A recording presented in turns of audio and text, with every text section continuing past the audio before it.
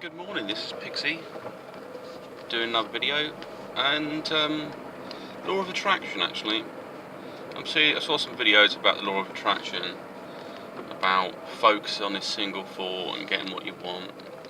Doesn't it sound very selfish? I mean, it's nice, you usually can pull in things that you want in your life to connect with. When it involves other people, it's a bit more complicated, but you can kind of prompt them.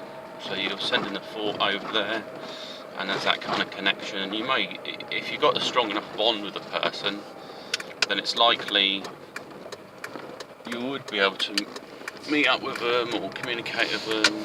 And I've had that sensation, like I've been thinking about someone, I've let go of that thought, and then that person's contacted me later on in the day. So that's the fair use of the law of attraction, I guess. That you're kind of building up a wave, so you're focusing the thought and then you're releasing it.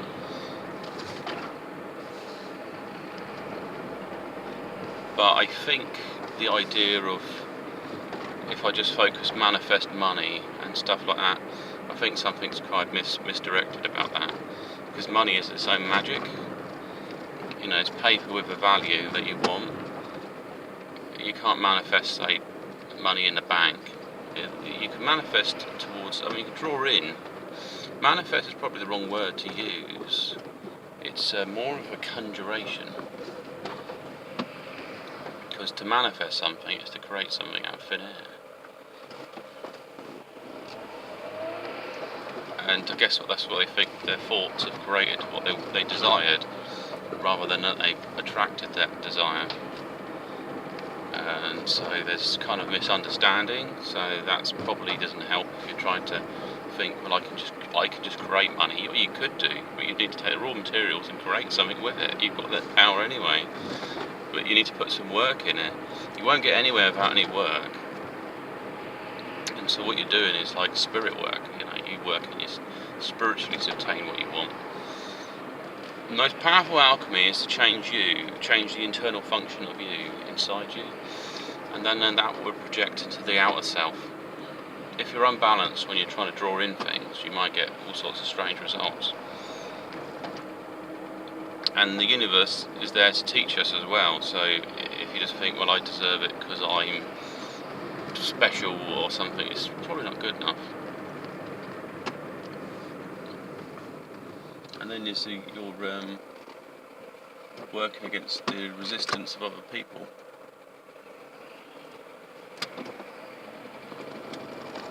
You know, if all people wanted to win the lottery, then someone's going to lose, and someone's going to sort of, in essence, they've wasted some of their energy, and you're going to have to take that energy on. So it's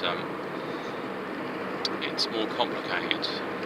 I think what people might focus on, but looking at the idea of manifestation. For instance, if I had the lottery numbers and I focused on them lottery numbers coming out of that machine.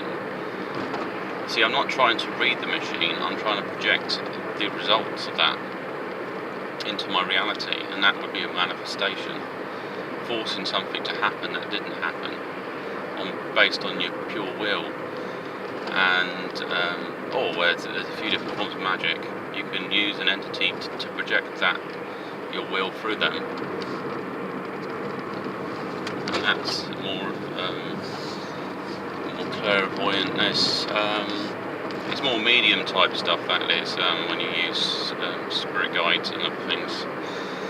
If you use directly your own mind, you visualise it and focus on it, and this is a result, and so on, and you manifest it. The other form is kind of the clairvoyancy, where you're reading what's happening. You know there's a change, you sense there's bad luck, you sense you've got good luck, you sense that, you know, things are working in your favour and stuff like that. So that could be a combination of some spiritual influences like guides or something helping you, and you sensing that it's going to work out, so you'll, you know, take the risk, sort of thing. But there's people that say, you know, just focus on this and you'll get money, or get this or that. It doesn't necessarily work like that. So And you've got to also look at yourself, internal alchemy or alchemism, on your how you see the world. You know, maybe that's not correct.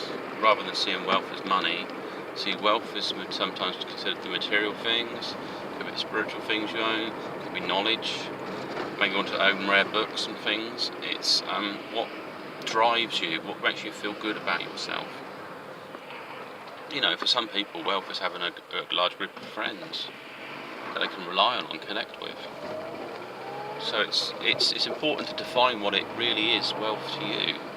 Because once you've got money, if you've got, say, come into money for some reason, what are you going to do with it? I mean, you say, oh yeah, spend it and stuff, or invest it and so on, but what does it really mean? It's a deeper, if it's counterproductive for you, it may work. The universe says, well, there's no point, because all that's going to happen is a person's going to de-evolve away from the spiritual path, a way of playing an active role in society and developing this universe, and he's just going to go into like a fun fair or something. He's just going to get off on the money and just think that's what life's all about, having something over for some people, because they've invested themselves in that money. So you've taken that investment and now you're using it for yourself. So money is a dark magic. That's the reality of it. There's not many people that use it for good purposes. I mean, even for charity, most of it goes invested back in the charity, and only a small percentage, like 20%, goes out on the actual delivering whatever the mission statement is of the organisation. So it's not always worked out so well. So yeah, I mean, it's a bit like things like this. I did my job interview, but I had such background interference in my mind. I was obviously overanalyzing other things, so I think it went okay, but I don't think it was particularly brilliant. Depends who else gets in there, and also the questions were kind of strange, how they pitched the questions, and so I wasn't sure if I was actually answering them correctly. I was just reading off information, which probably what they don't want. I might have to look at some YouTube videos on interviews and, you know, what should you do? Should you stop and think and pause on that question and then deliver an answer? You know, just one answer. But it's difficult when you've got people scribbling down stuff that you're saying, because you're wondering if you should just say more, so they scribbled more down, gives them more to think about, and that's probably wrong. Trying to control them. The only person I need to control is myself. So back to your internal alchemy of what you're creating around you, the will, thoughts, the projection, the self, the energy. I did do something though. I sort of opened my heart up and my mind, so I did a little sort of meditate before I went in, and the idea was so I can connect with them, and I thought that might help spiritually. I mean, one of the people, they're both different wave frequency. That's the problem.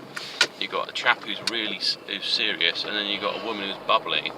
So the woman bubbly could relate to my energy, and we could have a laugh.